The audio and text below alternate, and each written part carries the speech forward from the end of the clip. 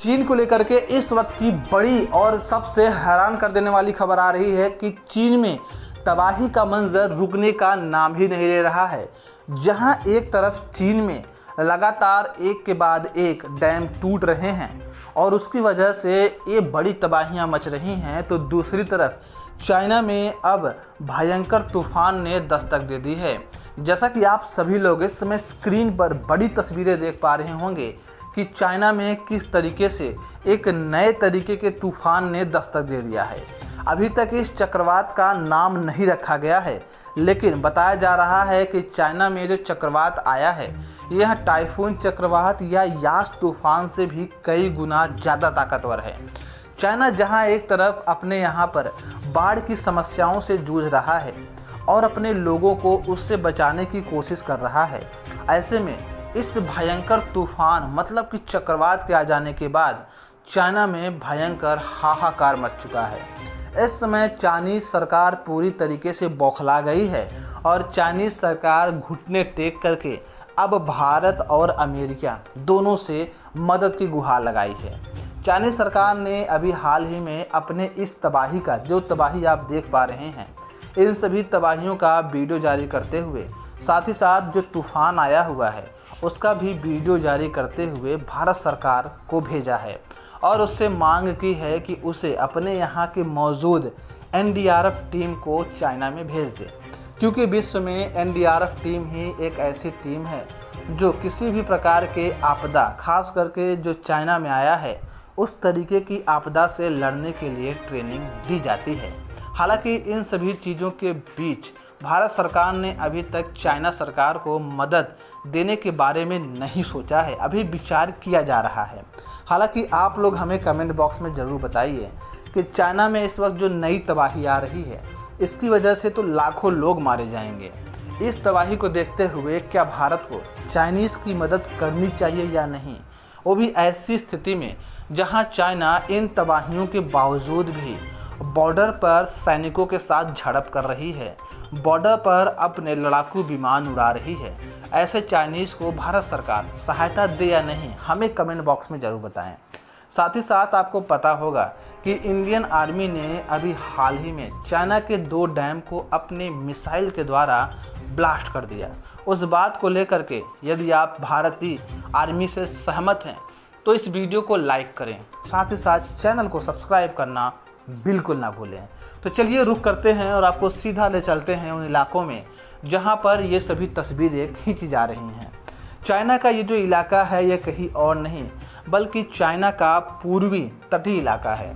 China के पूर्वी तटीय इलाके में ऐसे माहौल को देख करके, आसमान में ऐसे आपदा को देख करके चाइनीज़ लोग काफ़ी डरे हुए हैं। उनका मानना यह है कि जहां एक तरफ बाढ़ की वजह से पूरा चाइना बह रहा है, जगह जगह पर भूस्खलन हो रही है, जगह जगह पर बिल्डिंगें धराशायी हो रही हैं, घर बहे जा रहे हैं। ऐसी स्थिति में अगर तूफ़ान दस्तक दे देता है तो उस तूफ़ान के कारण चीन में जो हाल होगा वह दुनिया का सबसे भयंकर और भयानक हाल होगा। वैज्ञानिकों ने अपने एक स्टडी में पाया है कि यह तूफ़ान यदि चाइना में आ जाता है और ऐसे में बाढ़ भी मौजूद है तो चाइना में जो नुकसान होगा उसकी भरपाई चाइना सदियों तक नहीं कर पाएगा, क्योंकि चाइना में अभी तक इतना नुकसान हो चुका है कि उसे भरने के लिए चाइनीज़ सरकार को 40 साल लगेंगे और वर्ल्ड बैंक से $400 बिलियन का हर साल उन्हें उधार लेना पड़ेगा। ऐसे में चीन जो एक तगड़ी अर्थव्यवस्था और उधार देने वाली अर्थव्यवस्था बन रही थी, ऐसे में वो अब भारत के बहुत ही नीचे पहुंच चुकी है, क्योंकि ऐसी स्थिति में यदि देखा जाए तो भारत अब चाइना से इन सभी चीज़ों के मामले में 3 गुना आगे बढ़ चुकी है। हालांकि आपको बता दें कि चाइना जो अपने यहाँ पर तबाही को फेस कर पा रहा है, इसका खामियाजा उसने जो भुगता है उसका कारण भी वही है, क्योंकि चाइना ने अपने शहरों में जो अंडरग्राउंड टनल बना रखा था और अपने शहरों के आसपास में जो बड़े बड़े डैम बना रखे थे वो उसके डेवलपमेंट प्रोजेक्ट का एक भाग था। आपको बता दें कि इसी डेवलपमेंट प्रोजेक्ट के भाग के कारण आज चाइना बहुत ही भुगत रहा है,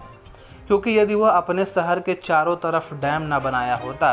तो संभावना थी कि इस भूकंप में और भूस्खलन में जब डैम होते नहीं तो टूटते नहीं, और जब टूटते नहीं तो इतनी भयंकर हालात चीन में नहीं बनी होती। दूसरी तरफ चीन जो हर शहरों को जोड़ने वाला टनल बना रखा है,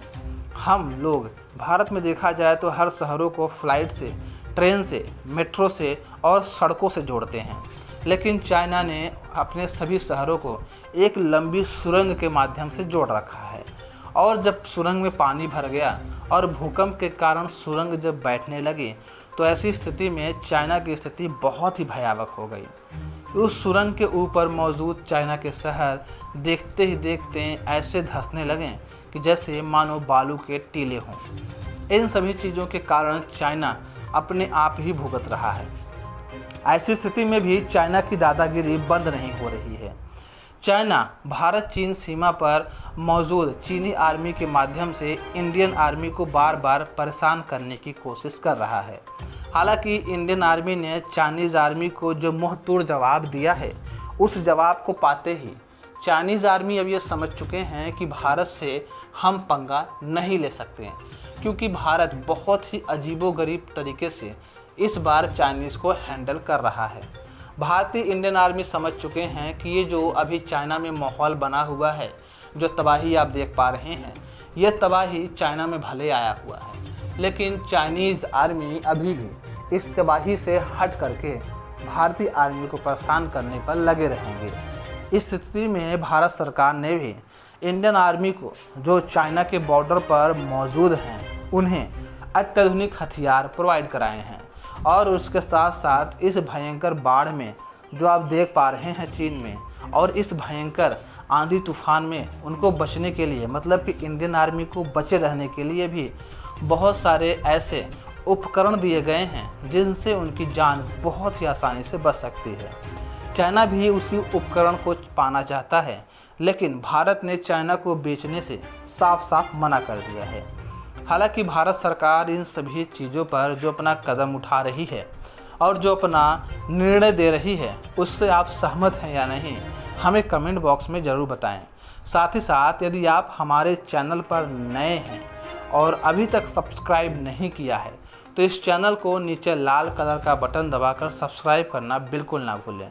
और चाइना में आ रहे इस भयंकर तूफ़ान और चाइना में मौजूद भयंकर तबाही को लेकर के आपके मन में क्या विचार है? आप क्या सोचते हैं कि चाइना इससे कैसे बच सकता है? जो भी विचार हो हमें कमेंट बॉक्स में ज़रूर बताएं।